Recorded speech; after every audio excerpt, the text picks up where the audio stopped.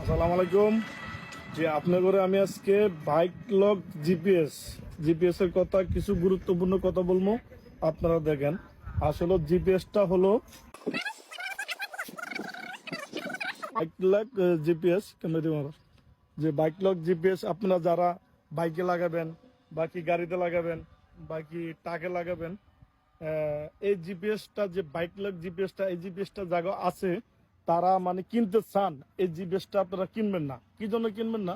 অন্য অন্য জিপিএস আছে, আপনারা ওগুলা কিনবেন, এই জিপিএসটা কিনবেন না। এই জিপিএসটা কি জন্য কিনবেন আমি আপনাকে বলি। যে জিপিএসটা এখানে লেখা আছে যে সরকারি আমরা ব্যাট দিতে হবে। আচ্ছা, জিপিএস আপনার লাগামো, যে গাড়িতে লাগাবো, চোর ধরবো, চোর গাড়ি কই যায় কই কি আরে আমরা দেখবো। এখন জিপিএস লাগার কারণে যদি আপনার সরকারের ব্যাট দেওয়া লাগে, বাকি অতিরিক্ত টাকা দেওয়া লাগে, তাহলে তো আমাকে জিপিএস প্রয়োজন নেই। আমরা এক সপ্তাহ গেলে এমবি ভরা লাগে 100 টাকা, আমাকে এখানে মাসে 80 থেকে 60 থেকে 500 টাকা খরচ। আমরা যদি আরো সরকারের 200-300 টাকা ব্যাট দেওয়া লাগে, বাকি